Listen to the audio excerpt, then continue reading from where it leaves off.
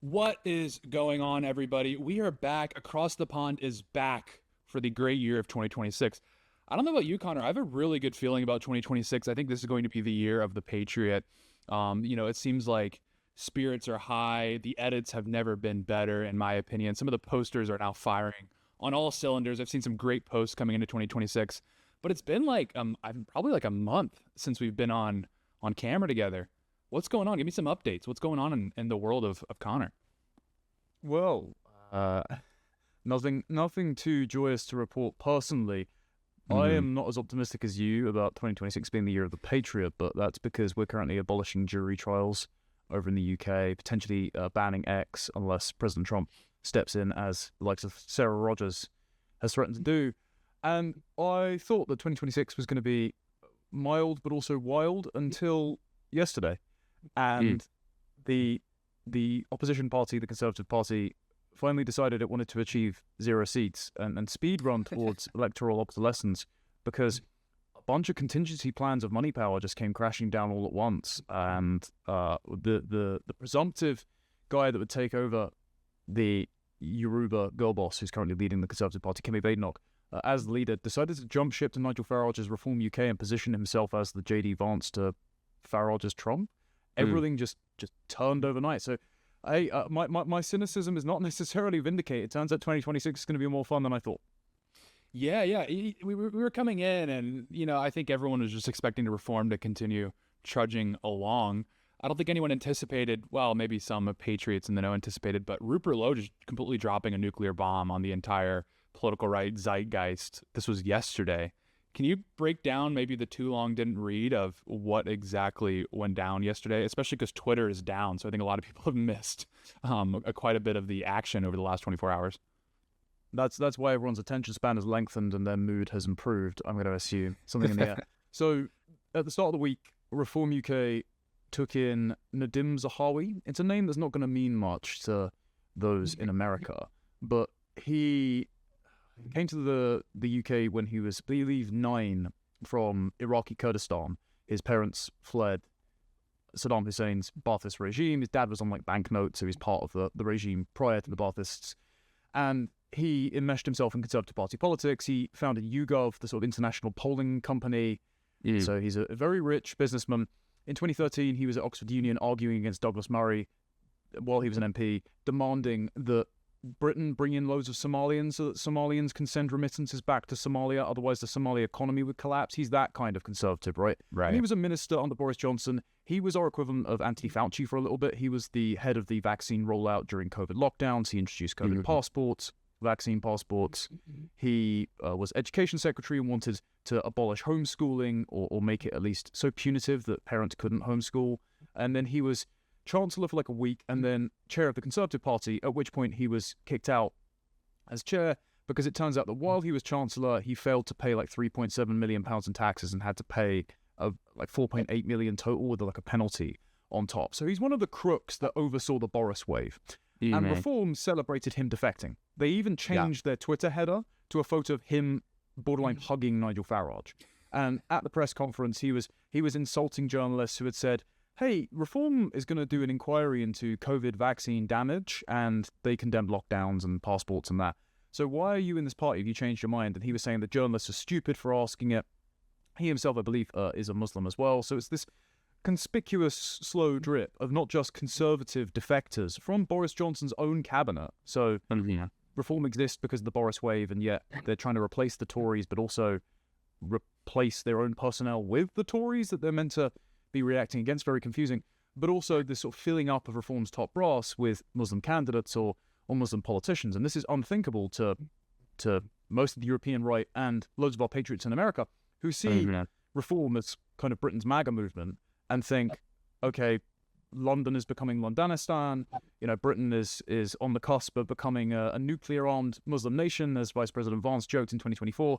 And then they look over at our right-wing populist party and see Mohammed Zia Yusuf, the former chairman, now heir apparent to Nigel Farage's crown, as the guy that called the police on Rupert Lowe. They see Layla Cunningham become the London mayoral candidate for Reform, and she's an Egyptian Muslim mother of 7 who also used to post pro-diversity poetry, go on pride marches, and was nearly the Conservative candidate for Rotherham, the Pakistani grooming gang capital of Britain, back in 2024. So she was nearly parachuted in there. So now Reform are running a Muslim against Muslim Sadiq Khan, so Reform want a Muslim mayor of London. And then they take in a Muslim mass vaccination apologist. And so the day after that, they then take in, or 2 days after that, they then take in 20 councillors from mainly the Conservatives, Independents, and one Green Party councillor for some godforsaken reason. They just take them all in. Based so populism, Connor. This is based. It's not about left versus right. It's about us versus the elite, Connor. Come on. Yeah, we're going to fight the unit party by becoming the literal unit party. We're going to become a refugee camp for every single person from every other party who wants to save or rehabilitate their failed political careers. And so loads of Reform voters, including myself, because I voted for them before, despite being banned from the party for saying some things that the top brass didn't like, they were just ratioing them on Twitter. And obviously Twitter isn't necessarily real life, but then the sort of average voter started calling into the radio stations and leaving comments on all of the articles on GB News and things like that, which are borderline Reform propaganda outfits at this point. I mean, literally, the hosts of the shows are either Reform MPs or Reform MPs in waiting. And then the hosts on Talk are training Reform MPs in media training. So both of these entities are just pro-Reform. But loads of the callers started phoning in and telling the Reform chairman, oh, I'm not going to vote Reform anymore because you're a party full of Muslims and Muslim Tories and it's meant to be for British people first. And then the chairman just goes, no, these people are British. And it's like, if you have to convince people they're British, they're not British. Like, come on. So after that week of abhorrent bad press, to the point of where Nigel Farage had to sit there and go, we're not going to become a life raft for Conservatives. We're not going to accept any more Tory defectors unless they're beneficial to us. It turns out that when they were about to announce their head of the Reform Scotland campaign, because we've got elections coming up, local elections and elections in Wales and Scotland in May, as he convened the press conference, Kemi Badenoch, the Nigerian immigrant who leads up the Conservative Party after she personally campaigned for the Boris wave, she announced that Robert Jenrick, who was her leadership campaign rival in 2024, Jenrick's the guy who's been going around doing these slick social media videos, talking about the abolition of Magna Carta, the fact that we imported this Egyptian revolutionary who was sitting in a prison for the last, 10 years, basically, who had a decade-long history of saying that he wanted to nuke London and do a nuclear holocaust against white people, that he wanted to kill Jews, that he wanted to rape white women, that he really, really, really hates white people. And all of this is publicly available. But the last Conservative Party and the present Labour Party, while in government, were campaigning tirelessly to bring him over because his mum is a British citizen, because she's an anchor baby, and so he was eligible for British citizenship. Like, Robert Jenrick's been fighting against that, all that sort of stuff. Jenrick's been very popular, but he was beaten out of the Conservative leadership because all of the press outlets, like The Telegraph, GB News, Spectator, Unheard, they were all promoting Badenoch. So he's been a rising star. Kemi announced during Farage's press conference that Jenrick had been caught about to defect to Reform UK, and so she had stripped him of his Conservative Party membership, banished him from the opposition shadow cabinet immediately, and said basically, good luck. So she was trying to get out ahead of his defection, which she thought was going to happen that afternoon. It wasn't. Like, Reform weren't going to announce it. The deal hadn't been cut. So she thought she would, a bit like a jaded girlfriend who's paranoid about you cheating on her, she thought that she would dump him first and then go tell her friends just how small his dick was. Yeah, many such cases. Yeah, backfired spectacularly because then Reform just changed their press conference in the afternoon to just take Jenrick in as a defector, and then Jenrick delivered the speech that they claimed they found like lying on a photocopier somewhere that was proof of his defection. He delivered that speech, but then threw in like loads of behind-the-scenes stuff about how the Conservative Party was just lying to everyone for years. They were proposing policies they knew weren't going to work because their donors wanted mass migration for cheap labour and to drive up the cost of housing. The fact that the current Conservative Party is full of the architects of the Boris wave, like Priti Patel and Mel Stride, and how he resigned while he was in government, but also now from the party on a matter of principle.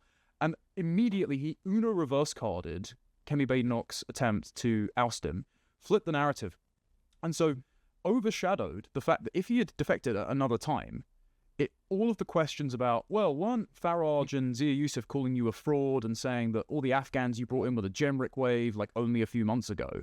And instead, it became all about how he'd killed the Conservative Party. The last hope for the Conservatives had just left the party. They've got no talent left. They've got no momentum. Kemi Badenoch did the announcement looking like she was on a Zoom call. We'll have to flash up an image or something. She was literally sat at home with a blurry background, a scuffed mic, like she was lecturing him because he'd left an offensive joke on the company Slack channel and was getting reprimanded by HR. And everyone's now talking about Jenrick being the J.D. Vance to Farage's Trump. And this is extra mega. And this is like internal faction war politics. It's a bit autistic. I know I'm rambling here, so I apologize. But Zia Yusuf has been the largely unpopular with the base heir apparent to Nigel Farage. Farage just kept saying like, oh, I'll retire if someone younger and better looking comes along. He's been putting Zia on in every position imaginable. He was co-director of Reform and chairman, despite only giving like £200,000 coming from literally nowhere. He's been doing all the media interviews. He's been touted as the second coming of Winston Churchill, just with like diversity-approved body armor because he's a Muslim from Sri Lanka.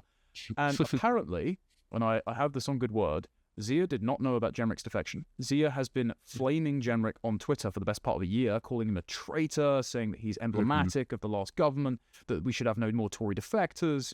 And Zia, while the announcement was going ahead, was not at the conference and instead tweeted, "No more Tories, your deadline to defect is the local elections," trying to reassert his power. But Zia is now afraid, and quite rightly so, that his automatic coronation as Farage's successor just got jeopardized because Jenrick just looked like the best speaker, that he's killed the Conservatives, and all the images are now of Jenrick and Farage with their arms around one another, completely whitewashing the unpopular previous Conservative defections from the last week. And so when you say what Rupert's role in this, dropping a nuke, responding to this, Rupert has come out and said, okay, this is just the uniparty with a new coat of paint, whether or not you like what Jenrick's been saying, because Reform is just filling up with Tories, and next week they're going to take a Labour defector. Okay, weird. And so Rupert said, clearly, the Conservative Party is just done for. They've never learned their lessons. They're now just the party of immigrants who brought in loads of immigrants, telling you how your culture includes them. Reform is full of ex-Tories, Greens, Labours, and it doesn't necessarily stand for anything except destroying the previous two parties while filling up with its members.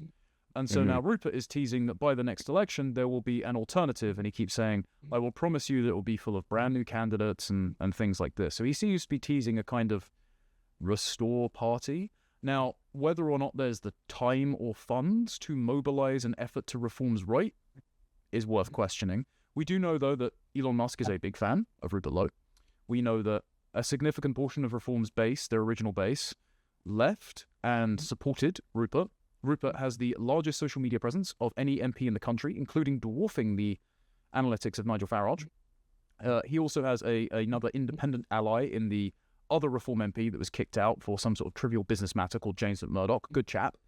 And so it is possible that Rupert sets up a marginal party to Reform's right, which could either lead to a splitting of the vote if Rupert continues to grow in popularity, because he's on his own, without a party. Rupert is polling at 9% nationally. Yeah.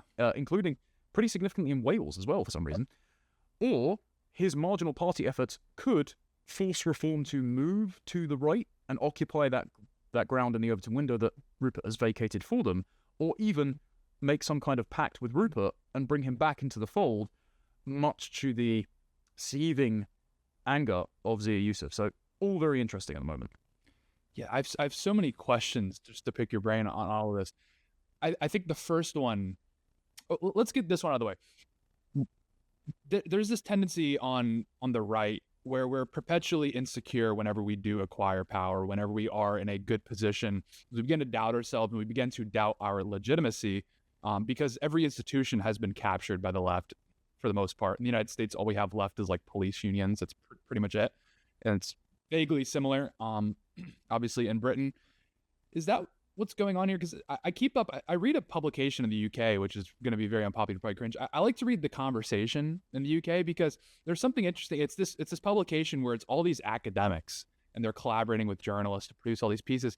And it gives you really good insight into what the soy millennial like zeitgeist is at the moment. And every piece that they're putting out right now is glazing Reform right now. They literally put out this piece about how Zia Yusuf is professionalizing Reform.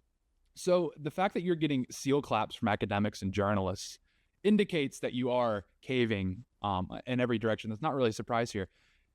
is that partially what's going on? I guess to get to the original question, is that partially what's going on? Is a lot of this just driven by insecurity among reform's elite, that they still are worried about what their perception is going to be among whatever the equivalent would be of like your beltway sort of in Britain? Is that really what this is getting at? Because I don't see why you would be just so eager to incorporate Zahawi into the party, throw him on all your branding, if it wasn't driven ultimately by insecurity. Some of it, yes. So Nigel Farage's willingness to embrace minority politicians comes from both him and Gwaine Towler, who has been his sort of long-time right-hand man, who was sacked by Zia Yusuf and had to eat basically a plate of shit, and then got reappointed on Reform's advisory board anyway, and was rewarded for his loyalty. Gwaine keeps putting out these terrible Substacks, and look, I've met Gwaine. He's very polite, but he's just an arch-liberal through and through. Yeah. Where he's saying modern Britain is a mosaic, and people like Zia Yusuf and Layla Cunningham represent Anglican Muslims who are moderate, who observe their, I know, it's just absurd, who observe their faith privately. And maybe if we all just promote these moderate Muslim candidates, we can Care Bear stare a moderate Muslim revival within Islam and refute the last few centuries of like Salafism and Sunnis and Shias warring to appoint the next caliph. I mean, look, it's demented, but that is the mentality. It's we can basically have Blairism as it was promised. It was just bungled by, Boris and Blair and May and Cameron and Sunak, etc. Like they are actually like true believer liberals. They really want John Lennon's Imagine to happen. They just want to do it through like tax cuts and the abolition of identity politics rather than the anti-racist Leviathan state. So there is some of that. And of course, Nigel Farage hates being called racist. He hates being called far right. He keeps saying that his proudest achievement was abolishing the actual far right. Like the BNP that did have some neo-Nazi sympathizers in it in the early 2000s. Sure. And so he positions himself as the furthest acceptable fringe of the liberal consensus. And so encompassing, the first or second generation Muslim immigrants who he's astroturfed in his party is for him kind of seeking the acceptance of a media and political establishment that will hate him no matter what anyway, but he's still determined to make concessions to them. But the Zahawi defection is quite different. So there are internal factions within Reform. You can see the contours of these in the respective interviews that each member gives and the fact that some don't know what's going on with the other. For example, Zia Yusuf didn't know that Robert Jenrick was going to defect, and that's why he really didn't like it. And Jenrick's faction is very different to Yusuf's faction. There's a different set of money power behind each of them. But the faction that keeps bringing in Boris's old cabinet ministers like Nadim Zahawi or Jake Berry or Nadine Dorries. Nadine Dorries wrote the online safety app, by the way, and the first thing she said when she defected to Reform was, well, maybe they should take Boris in. And Farage is like, I'll draw the line at Boris. Are you serious? Even ES standard. Yeah, it's like, okay, we're going to denaturalize and deport the Boris wave. We're not going to have Boris in there. No. Right. But the one faction that's trying to bring him in is Richard Tice, who used to be the head of Reform before Nigel Farage came in and took over, and his girlfriend/fiance, Isabel Oakeshott. She's a journalist. She lives out in Dubai now. She's also the editor of Talk TV. So, literally yet another like propaganda outfit. They keep bringing old Tories in to build up their support base because Tice has been personally sidelined by Zia Yusuf and some of the other people that have come in. So all this is a King Lear-esque squabbling of siblings underneath the kind of detached king who doesn't realize that his kingdom and the line of succession is itself in jeopardy. Though that line of succession just got a lot more interesting with the influx of someone like Robert Jenrick. So, and the other element of this as well is international considerations. Now, I covered this on a live stream on my channel. So, those on the Timcast channel, you hear it on my show first. But Jenrick represents the Zionist wing of the Conservative Party. His wife is Israeli-American. He himself is a Jewish convert. His kids are Jewish. He has a lot of the Conservative Friends of Israel donors in his corner. That's why people thought he might actually beat Badenoch, despite Badenoch having all of the media apparatuses on her side, because he has a lot more of the money and the international connections. And recently, Reform have been positioning themselves to take a more Zionist, not necessarily interventionist, but neoconservative in morality, if not tactics, foreign policy. So, for example, not long after Netanyahu recognized the sovereignty of Somaliland, Farage has been to like a Somaliland independence protest in London. He was just at one of the issue, yeah. Yeah, it's very relevant to your average UKer, I suppose. He was also went to one of the Iranian revolutionary protests in London with Nadim Zahawi and was filmed weeping, which fair enough. You might have some sincere sympathies for the Iranian people, but yet again, didn't we do this like a couple of years ago? There's meant to be this feminist uprising, and it didn't amount to anything. Yet again, I think this is more of a thing of like liberal boomers and anti-jihadists, which I have my sympathies.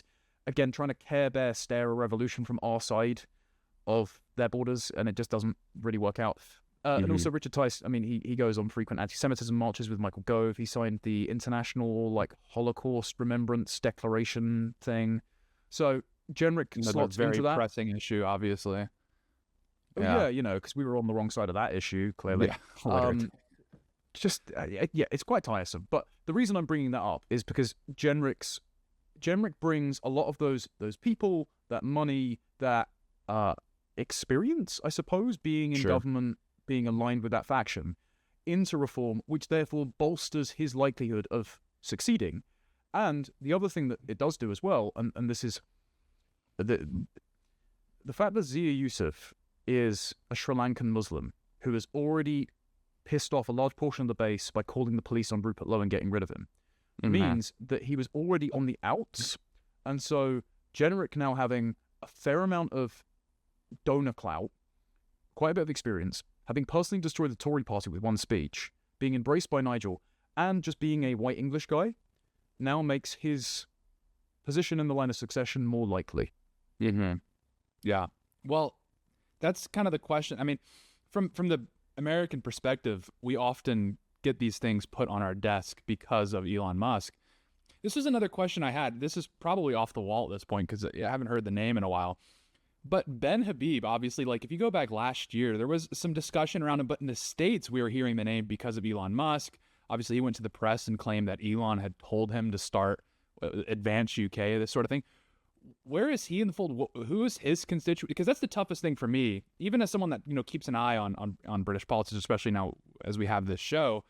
It's really tough to figure out where these constituencies are filtering into, and that's the difficult thing with Jenrick coming in, is it's going to presumably expand reform's base, or it's going to make it, even from my perspective, even more difficult to actually put together something consistent. Because like you said at the top of the show, reform is more defined in what they're against, and really any political movement that's defined in what it's against is never going to be a legitimate movement going forward. Because again, if you're just positioning yourselves as the perpetual opposition, what happens when you enter power is you completely fall apart, because you no longer have something that you're opposing.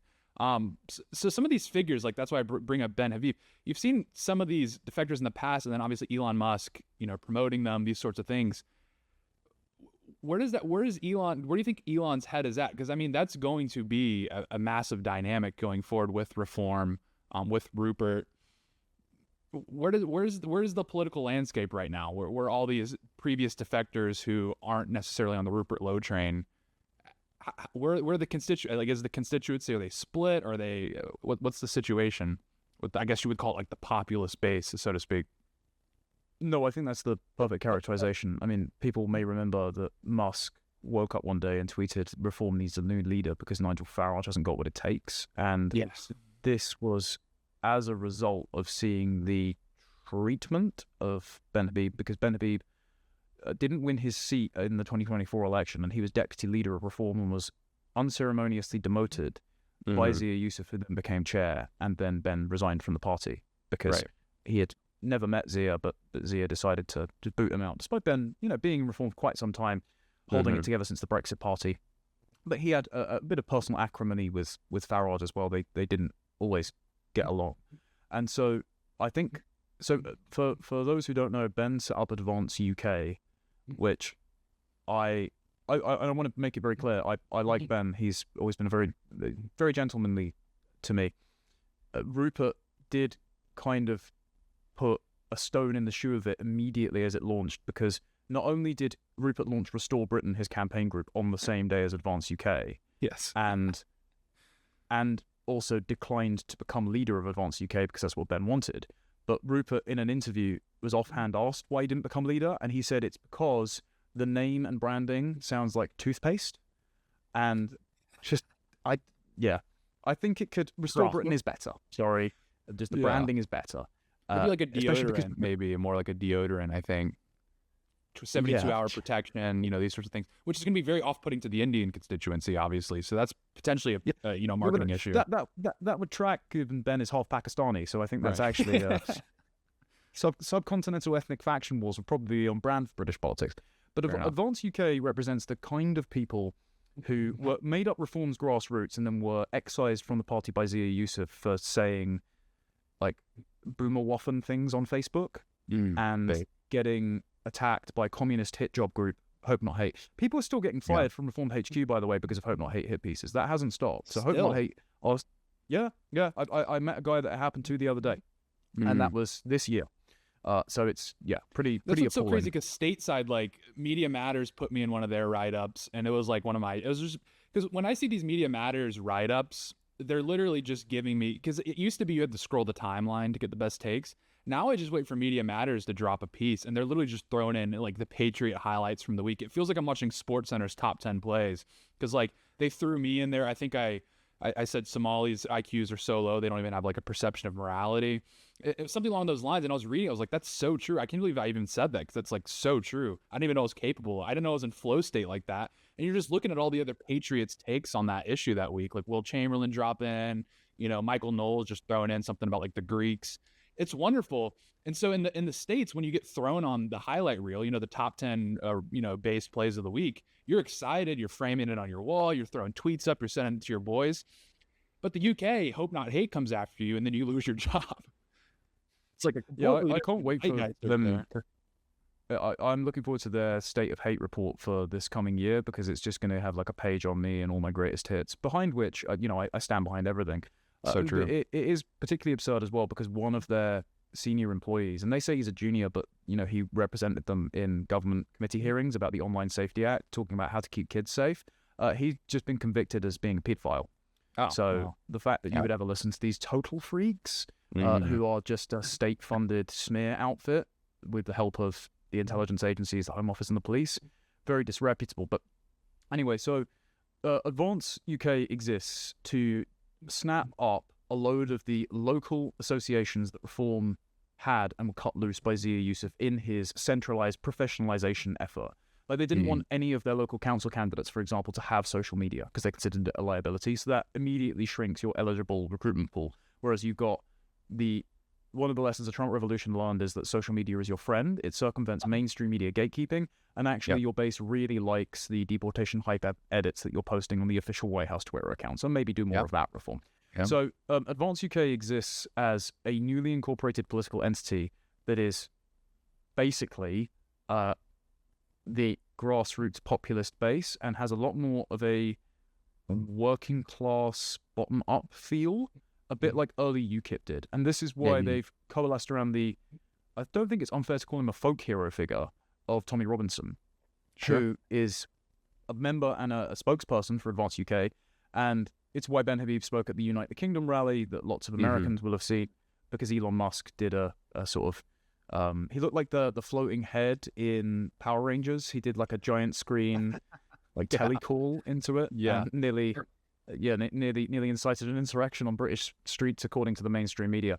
Right. And Elon clearly has a watchful eye on Advance. But the thing is with Advance, and again, I'm not counter-signaling and I'm not discouraging any effort to try to create other movements that represent the vacant space in the Overton window to Reform's right that they are intent on not occupying for some reason, though Jenrick might change a bit of that, because he's been to the right of Farage on a lot of things. Advance doesn't have any senior personnel yet. Like they just have Ben and Tommy Robinson. Whereas part of the reason for the frustration, I think, of Advance figures and the broader British right who haven't attached themselves to Advance, there's a lot of anons out there, or just spokespeople like myself or Carl Benjamin that aren't members of Advance, they aren't members of Reform, who are looking at Rupert and seeing him as a leader of men. He's very charismatic. He seems to command the discourse. He has a disproportionate impact on parliamentary politics, as well as, general political discussions, even though he's banned from GB News and Talk and things like that. He's just a talented. It's okay to say he's just a talented politician. Like that's something that because it's like the new populace. Like it's uncool to be a politician. Everyone's supposed to be an outsider. There actually is serious utility, especially as we intellectualize this post-Brexit, post-MAGA, political zeitgeist. There is something to be said about bringing in people that are just simply talented politicians. That's a good thing. Yeah, and it's really frustrating that he's not actually in Reform, because I think he would have been in the generic faction, basically, and he would be a shoo-in for, Shadow Chancellor, but that's obviously the coveted job that Zia Youssef wanted, which is one of the reasons why he probably helped get rid of him. But now lots of eyes are falling on Rupert Lowe, because not just over on our side of the Atlantic, but also in America because of his Tucker interview, because of his social media output, and they're wondering what he does next. The likelihood that Lowe can get something viable to surpass Reform in any significant extent looks difficult at the moment. But you mentioned Musk. I mean, I know the people involved in these conversations, so I don't wish to disparage anyone.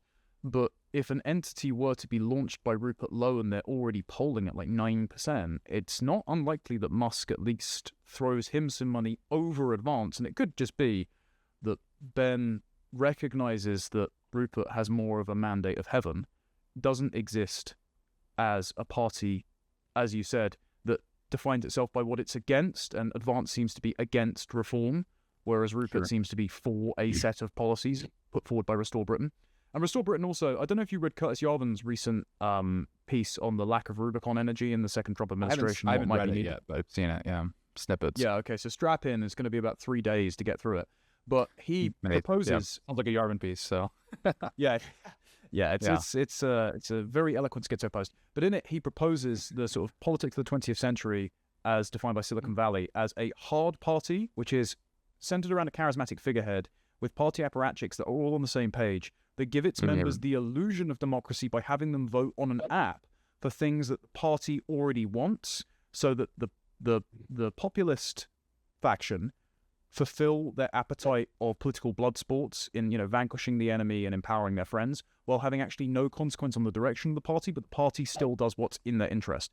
And what he's describing is basically Restore Britain, which at this point is an app and a cross-party membership organisation that puts forward policies that the leader and the policy formulators already think of, that they know are going to play well with the base. The base vote for it, so the base are like, oh, okay, I'm actually engaged in crafting the policy agenda, but the policies they're not proposed by the base, they're proposed by the leadership who know what the base wants. So Rupert is kind of like a hard party in waiting. It just matters as to whether or not there's an electoral constituency large enough to either surpass Reform or justify Reform having to go into a coalition post-election with Rupert in order to guarantee a majority government. Okay. Yes. Can we let's do a mental exercise here. This is going to be really tough, I think, but I think we should do it. So obviously Starmer slipping in the polls. He's below the Tories now, which is hilarious. We know some people, especially you will know some people, that are still tepidly pro-reform, or at least still viewing reform as the most viable political vehicle going forward for their ideas or our ideas collectively. Can you attempt to, in lieu of Starmer's serious collapse here, can you attempt to steelman the patriot argument for reform as it stands right now, especially with the generic defection? Oh, absolutely, because I know people within Reform who are making this argument from a good place. Matt Goodwin, for example, a very eloquent academic who, as far as candidates go to carry on or even surpass the Farage legacy, is a good one. They're arguing that Reform is a once-in-a-generation opportunity, having gained the loyalty of the Red Wall, so the equivalent of, I suppose, the Trump sweeping all of the swing states, the left-behind places like Ohio and Wisconsin and Michigan, Rust Belt, in 2016. Yeah. Reform are going to win there, basically, no matter what, because they're just voting Reform as a protest vote against mass immigration and both Labour and Conservatives. And Keir Starmer is now the most unpopular Prime Minister since records began. Labour have slumped in the polls to the extent to where they may win between 4 and 14 seats. So they're going to be beaten by the Green Party, right? And they're just the there's Zora Mandani split into two people, genuinely. The Green Party is led by a Muslim called Mothin Ali, who won a local council seat in 2024 and shouted, Allahu Akbar, this is for Gaza. What that has to do with compost and recycling, I have no idea. And then a guy called Zach Polanski, who is a gay hypnotist who changed his name to be more Jewish. Yeah. So, very strange. So they're gonna win more seats than Labour. The Liberal Democrats are probably going to be the opposition party because they're basically they're the party of Martha's Vineyard, essentially. Right. They're basically an English ethnic party, but they're the party of luxury beliefs because they're like, refugees welcome, just not in my backyard. Yeah. They're always taking these like really weird niche policies. Like they're really fired up about like garbage disposal and stuff like that. And it's like, yeah, like swimming in rivers and they like have water salination. Like they're the politics that we would have if we weren't being demographically replaced. Right. Well, it's the same thing in America with like Ezra Klein and like the abundance. They call it like abundance liberalism or whatever his piece was called. Like it's the YIMBY party where, these policies would be viable if we lived in a country that was stable, but we don't. So it's just a waste of time to even pursue these policies. That's when I see like the Ezra Klein abundance policies. When I see Lib Dems, it's like the same exact playbook where it's like, yeah, this would have been interesting in like 1950. But we're not there right now. It's like the party of people that don't know what time it is. Yeah, we want a Scandinavian social safety net, but not Scandinavian demographics. I mean, good fucking luck. But yeah, so the Steelman case is that you have the potential for these fractured left-wing parties, including now a large faction of Conservatives who are today calling Robert Jenrick a pound shop Enoch Powell and thinking that that's not an endorsement. Yeah, so that sounds great. It's not impossible that basically every party coalesces together to form a what the German parties called a firewall against the AfD, right? So even the supposed centre-right parties work with the Communist Party to keep you out. So there is an argument that reform is the natural home for dispossessed native voters and low propensity voters who have been driven to get involved in politics because of the state of the country and their hatred of both parties who have sold us down the river, and the Greens and the Dems, of course. And so you just need to focus on getting them in first and then put your differences aside until after victory you can debate within the coalition who gets rewarded through the patronage network, which policies are put forward. And you know what? That's fairly compelling. I would almost invert the argument, and this is the purpose of a lot of what I do, and this is why I think even if Rupert were to start his own thing, it would be successful even if it weren't electorally viable, is that all of my commentary is done presuming that Reform are going to win, and therefore it's not a matter of whether they're going to win. So it doesn't really matter if, I'm just one voice atop everyone else in the country saying that Starmer sucks, because he does. You don't need me to tell you that. Instead, putting Reform in the best position in order to govern when they win is more important. So, for example, demanding that their election manifesto, because a bit like in the States, you don't have manifestos in the same way. Like you'll announce policies, but you don't have like a full prospectus that you can just sit through and read. And the reason we do that in the UK is because if it's not in your manifesto, then the House of Lords, the unelected appointed equivalent to your Senate, which the Senate was based on back in the day, they can block bills that go through Parliament that weren't explicitly voted on by the electorate. And so if Reform want to do radical stuff like repoliticize the civil service, hire and fire every civil servant, abolish the Supreme Court, deport every illegal immigrant, repeal loads of laws that go back to the 70s, even the 40s, they need to put that in their manifesto. They need to not just justify it to the public, but they need to win with it written out. And so I kind of exist to say, you actually can't just become a conservative refugee camp. You can't rehabilitate the careers of politicians that nobody likes. You shouldn't be putting forward Muslim candidates and total grifters like Layla Cunningham. And you should be proposing these policies like mass legal repeal or remigration, because if you don't propose them before the election, they're going to get blocked by the House of Lords, which currently has no Reform peers in. And so they're at a disadvantage. So there is absolutely the case for people saying we still need to vote Reform, we need to focus on making Reform the best it can be before the next election. But the way in which you force Reform to conform to a set of political incentives that aren't just directed at them by the BBC and the other parties is what's up for debate. Absolutely. Well, to shift gears here a bit, it's in theme with the show that we have in general, which is that the audience accepts our presuppositions, so that way we don't have to just explain to you why Starmer is bad, why Biden is bad. Everyone knows these things. I don't think it's productive to continue to just hammer on about these things. I think what's more productive is to, again, presume that reform, presume that Trump are going to be in power going forward, and to then steer the discourse in a direction that's going to be more productive in pursuit of our goals. And why that matters, what we're trying to do, obviously, is correct some potential issues with our rhetoric or our discourse that could lead to really large misfires or backfires, rather. Something that I'm seeing that Farage has been doing for years, and you're seeing it now in lieu of the Minneapolis riots.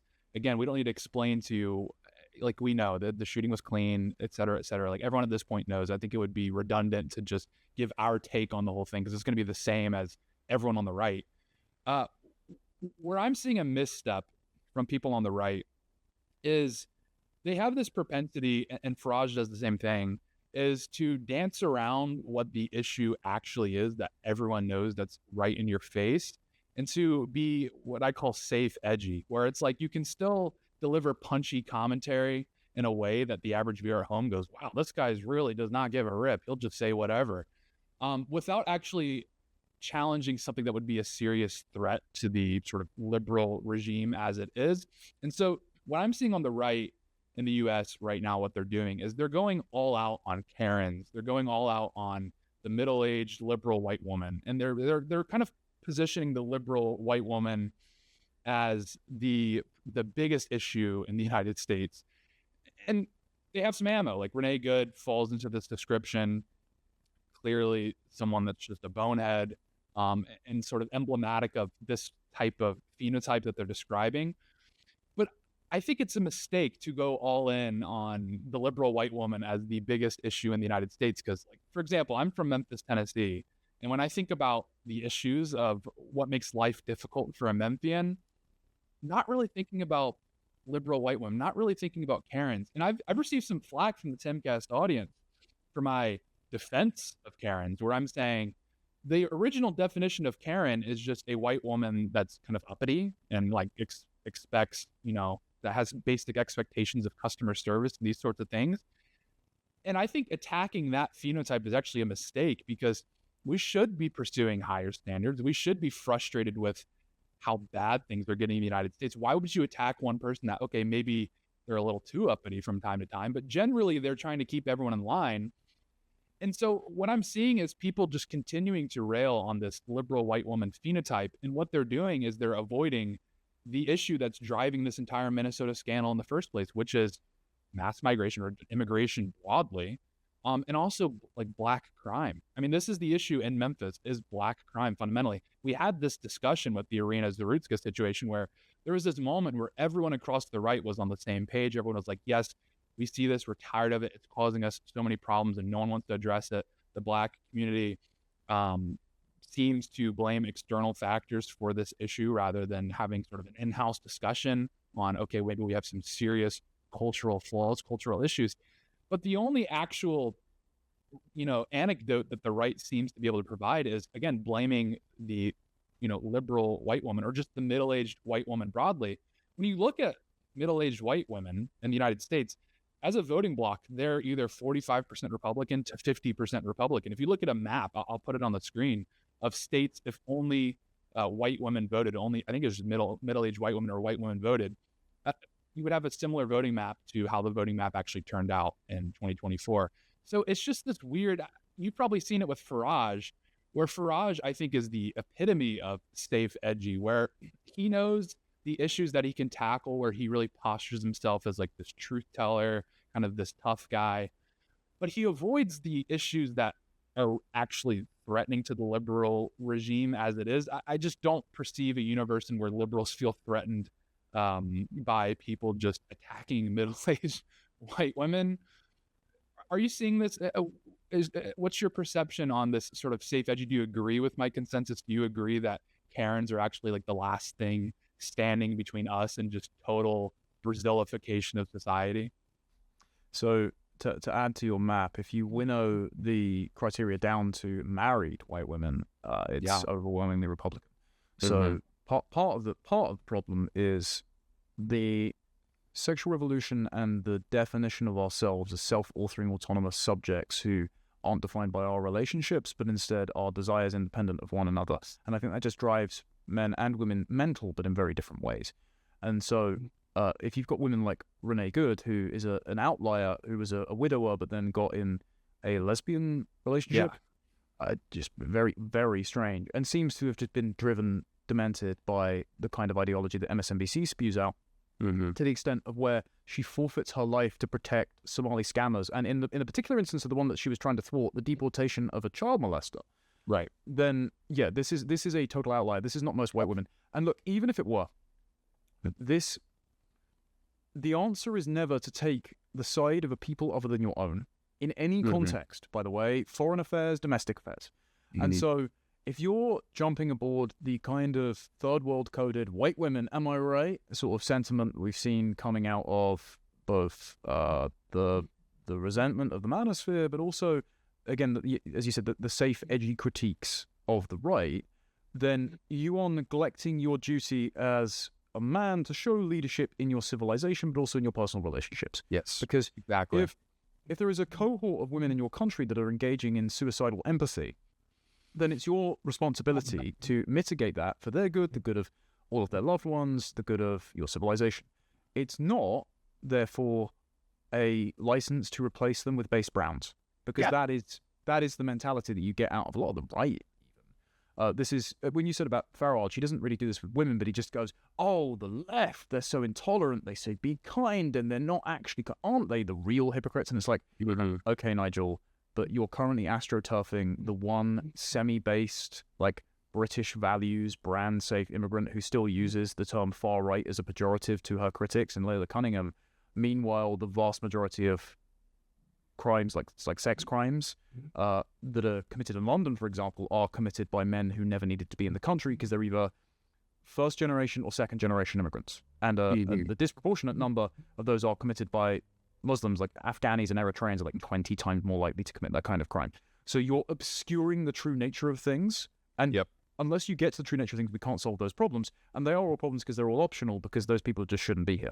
And so don't throw your own people under the bus to not get called mean names by the people whose politics enables these atrocities in the first place. And the final point on Karen, the reason it's a particularly annoying anti-white slur for me is because I remember Karen being used originally around the time of BLM to talk about white women who are, policing the excesses of black behavior. It was used on women. I remember one called the police on some cookout that was happening in a park. And you do get this archetype of overly tone policing, and that you get this archetype of women who will try and manage their own internal anxieties by managing your external behavior. This is a problem. It's an excess of kind of like devouring mother behavior. Don't get me wrong, but it had a racial twinge to it when the meme was coined. And proper place for Karens is as a civilization-affirming force. So they should be running women's institutions. They should be telling you not to leave, litter in your car, or not to spit chewing gum out on the street, or to ensure that everyone gets a refund on the flight when it's delayed, for example. Like they should be. Dave Green made this point. He has an excellent podcast for everyone that doesn't watch it called Fiddler's Green. He does it every 2 weeks. Phenomenal. My favorite show. In his most recent episode, he spoke about this particular shooting, and he said, what you have to understand is progressivism has displaced tradition and Christianity and parasitized women's natural desire to be the enforcer of rules and derive emotional satisfaction from that rule set. It's gone from saying, you said grace at a meal improperly, and you should, say penance for that, to you didn't do a land acknowledgement before Thanksgiving, and isn't Thanksgiving itself kind of racist anyway? So you have to understand that if you just substitute the ruling morality and therefore the incentive structure, you'll get a preference cascade, and the personality temperament that causes a Karen to enforce rules will actually be for a pro-civilizational force rather than an anti-civilizational force. And so stop scapegoating white women when they aren't necessarily the problem. Yeah, very well put. I mean, because that's what you're seeing. I get a bit frustrated with conservatives where they literally chalk up every issue in regards to women, to men not leading, because that happens a lot, and especially in regards to relationship dynamics.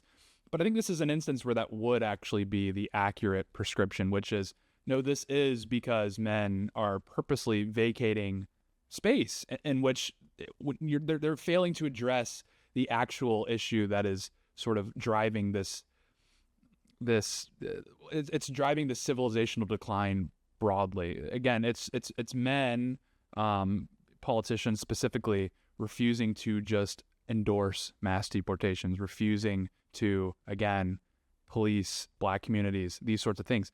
And then that's when, like you're saying, or like Dave Green was saying, is this propensity for these women with this personality types to actually deploy it in a useful manner, like where they should just be sort of terrorizing a retail worker for screwing up their order.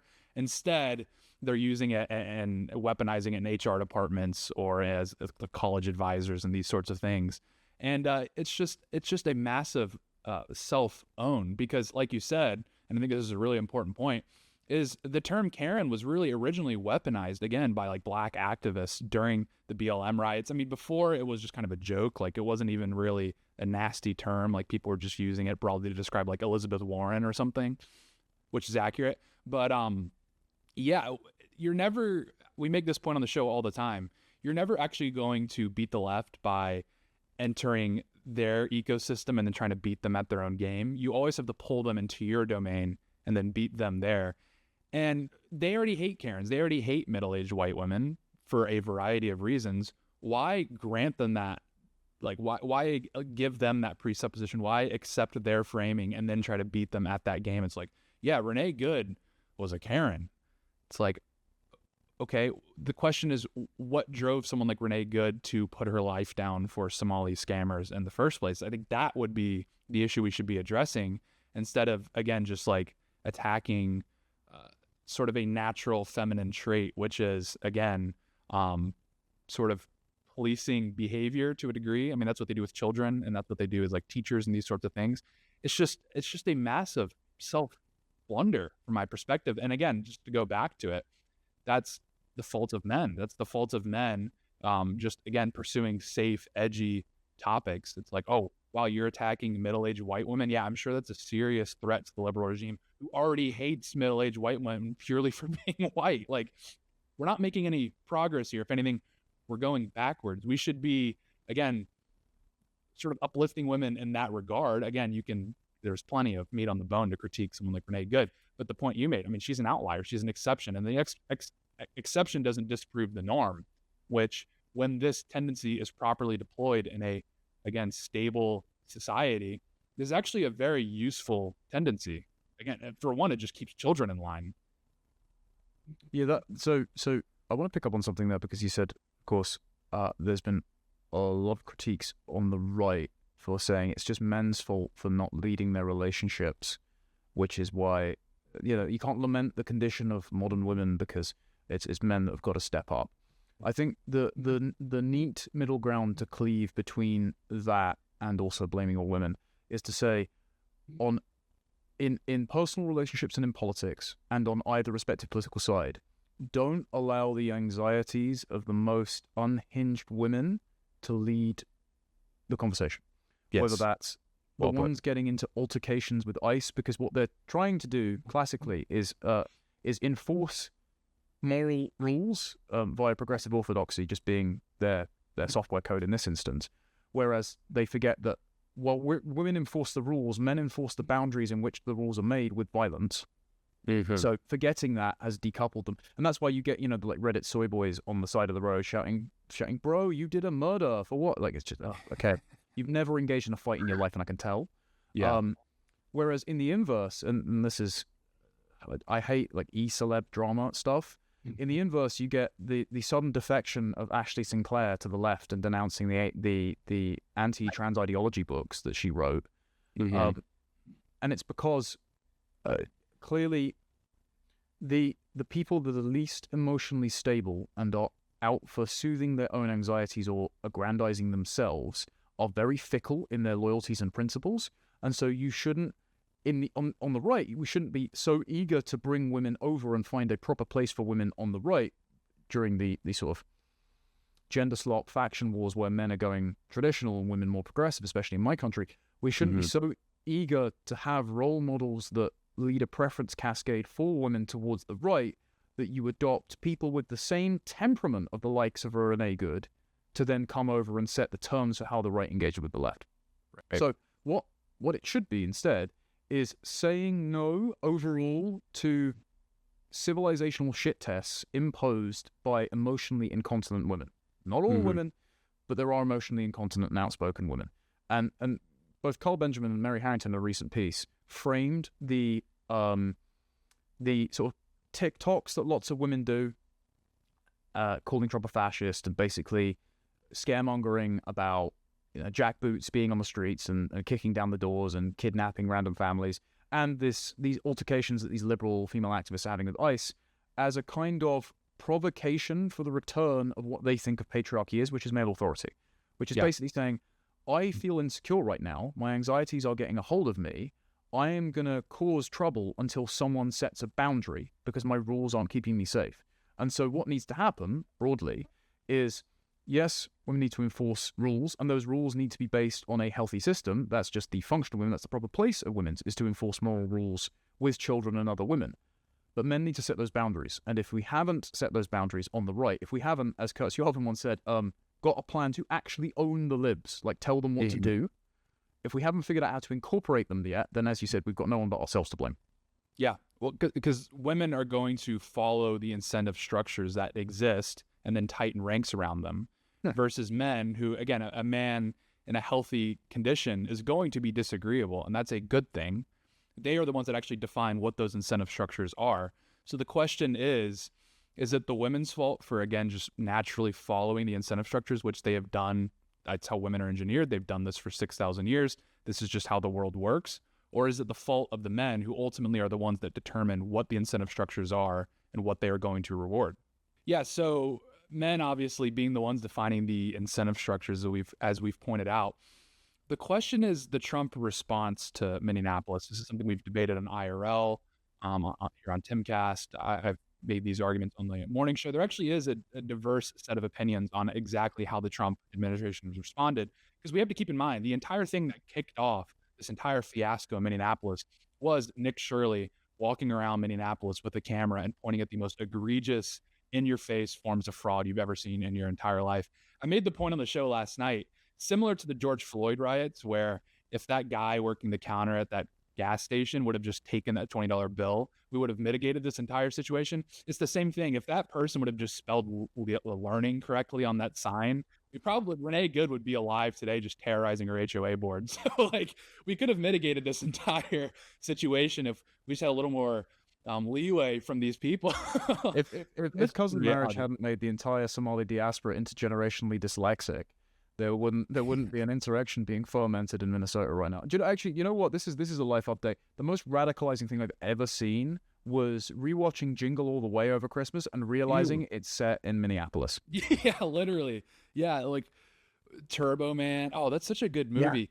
I miss that. I miss when Arnold Schwarzenegger was like the most diverse person you would ever encounter, like in your entire life. the peak of race relations was Sinbad getting the action figure at the end of the movie for his son, while Arnold Schwarzenegger is hoisted on the shoulders of a crowd, championed as the best dad in the world for being Turbo Man. And now Minneapolis is literally Mogadishu. Yeah, I mean that's a good point. Is the 90s. A lot of people, especially Gen Xers, always perceive the 90s as peak of civilization, but they also perceive 90s as the peak of race relations. I mean, we had the LA riots and these sorts of things, but people generally felt like that was the one where white and black people kind of finally understood each other.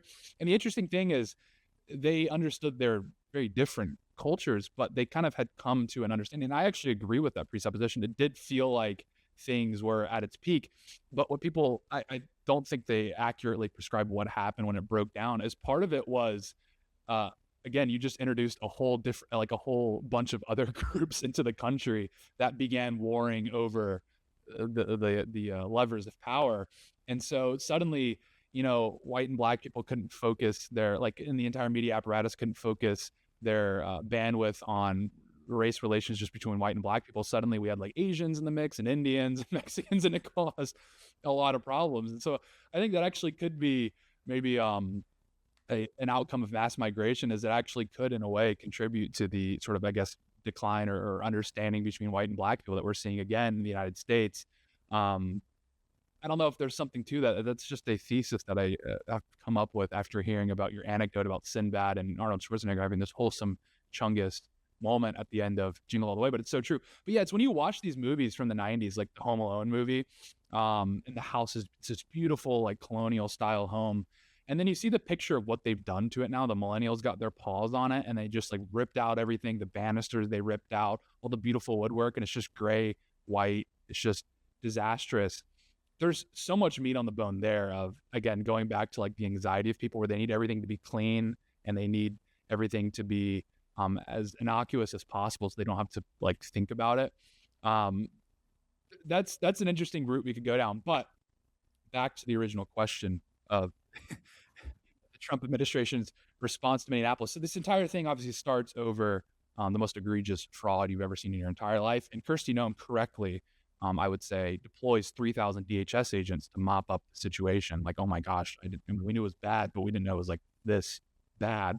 Floods the place with DHS agents, causes protests, which is going to happen because leftists really just are keen on replacing themselves because they have this suicidal tendency. Self-hatred is baked into the pie. DHS floods the scene, and then obviously this ICE-involved shooting happens. This is the question, is a lot of people on the right, I may get some flack for this, but a lot of people on the right are clamoring for the Insurrection Act to be invoked. And I think I generally agree with that. But to steelman the Trump administration's position so far is once you play that card, the Insurrection Act card, what you say to the left is, anytime you guys get out of line, we're just going to deploy the Trump card and we're just going to go all in and stamp it out. Which in this instance, after they're stealing firearms in the back of federal vehicles and seizing documents like it's Slender Man, they're collecting papers on the street. There's something to be said about like, okay, maybe it is time to invoke the Insurrection Act. But to steelman the Trump administration is thinking so far, and Pat Casey outlined this really well when he was on my show last Monday. That episode is up on the Culture War. If we can mop this up with the three-letter agencies and force these left-wing governors into line without using the Insurrection Act, that's a bigger victory than just going all in, invoking the Insurrection Act and just stomping this out. Because again, that's not going to necessarily teach them a lesson. If anything, that might actually give them more ammo. They can say, wow, if we get out of line, the government has to use the Insurrection Act. There might be, this resistance might be more formidable than we initially perceived. I don't know what your perception is, especially coming, out looking from the outside in. But for me, that line of thinking makes sense from the Trump administration because that seems to be where their head is at thus far. If you pull the trigger on the Insurrection Act, then you're going to have to be prepared to fight that metaphorical, hopefully not literal, war on multiple fronts. Like Chicago, California, they're going to throw their toys out the pram, and they're going to block further deportations. Pritzker is, he is eyeing up deploying Chicago's own National Guard to fight the federal government like it's a 12-pack of donuts. So you've got to be ready for that risk. I mean, the win conditions for Minnesota, I would assume, is the ridding of Congress of Ilhan Omar and her denaturalization and deportation. If you can't get that done within the next couple of years, there is going to be nothing that the Trump government has no point. There's no political consequences for ethnically gerrymandering your state and seemingly breaking the law on the immigration and asylum system, while also insulting the heritage and identity of America and promising to use its government structure to redistribute funds to your ethnic cartel. Like, she just has to go, preferably in the least comfortable plane with no window seat possible. So she needs to go. Tim Walz needs to face consequences for this because he seems to be at the heart of the Minnesota Democrat political machine. He seems to have boasted about redistributing all of these funds, these fake daycares, and these medical transport and health insurance scams. And he has repeatedly suggested that a hot war could break out and he's prepared to deploy Minnesota National Guard to shoot people. Okay, that's sedition. Are we gonna punish that? And I understand that that might require going in with the Insurrection Act, so you need to be prepared to do that. But like Waltz just can't be there because remember, everyone, he was nearly vice president. Like, Yeah. it wasn't that far off. Half the country still voted for that Muppet. Quite literally, looks like a Jim Henson character. Looks like Hoggle got shaved. And then what you want ultimately is the removal of pretty much every Somali from the United States. Like, the reason that Ayaan Hirsi Ali is a complete outlier is because Somalia doesn't look like Ayaan Hirsi Ali, and Minneapolis now looks like Somalia. So it turns out that if you can judge this entire nation on the content of their character and the diaspora, it turns out that the content of their character comes up wanting.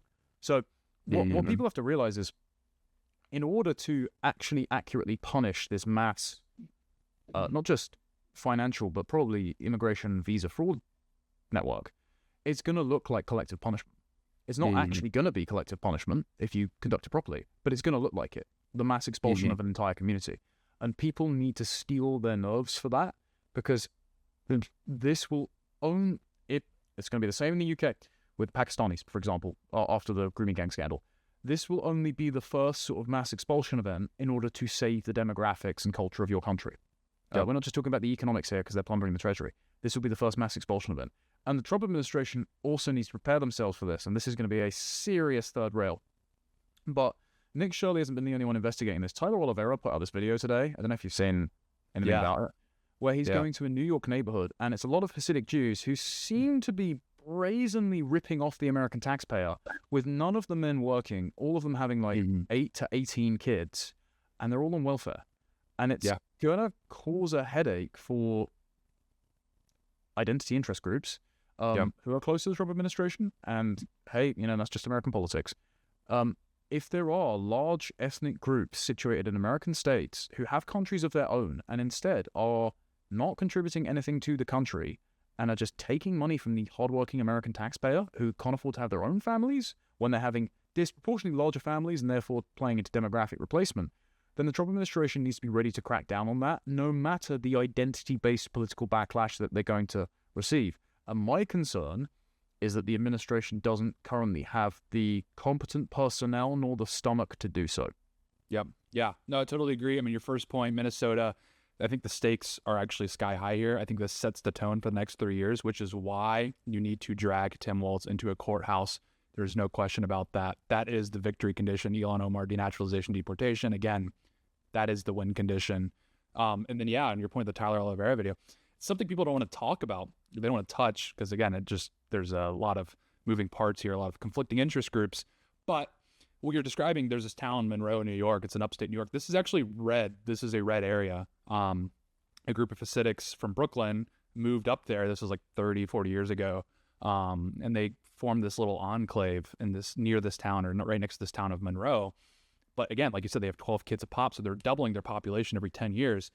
They literally incorporated a town with the state of New York under like a town charter, which hasn't happened in like 20, 30 years, formed this town called Kiryas Joel.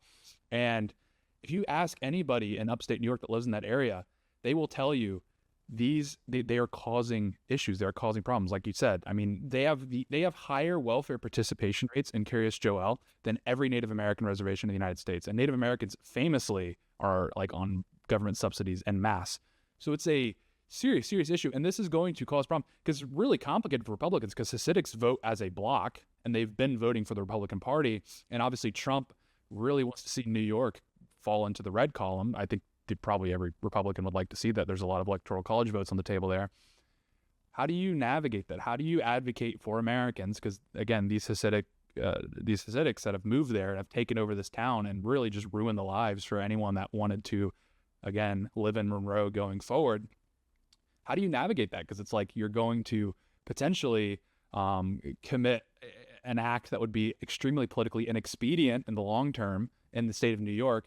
But you have to do that because if you're going to advocate for Americans, then you have to do this. So a lot of moving parts, a lot of questions. I think we could probably get into that in another episode. But keep an eye. Go watch the Tyler Oliveira video and read up on it. It's a really fascinating scenario. But with that, I think we need to wind down the show. Thank you very much for watching, everybody. It's good to be back. It's good to be back here in 2026. Again, I'm not blackpilled. I think 2026 is going to be a big year. This show is going to grow. We have a lot of plans in the works for what we want to do with the show. And this is, I think, the year for Across the Pond for Patriots globally. You can follow me on X and Instagram at Real Tate Brown. And again, we are here every weekend. Episodes going up on Connor's channel as well as the Tim Pool channel. We'll keep you updated if any changes happen going forward. Connor, where can people find you? They can follow me on YouTube at Connor Tomlinson, on Substack at Connor Tomlinson, under the publication Tomlinson Talks, and on X, when it's working again, at Con_Tomlinson. And I just wanted to say, sir, it's good to be back. It's good to be back. We're so back. Well, and we'll be back tomorrow with the great Nathan Halberstad. We have a whole plethora of topics we want to get into with him. He's one of those high IQ patriots that I've referenced in the past. We're very excited about it. So we will see you guys tomorrow.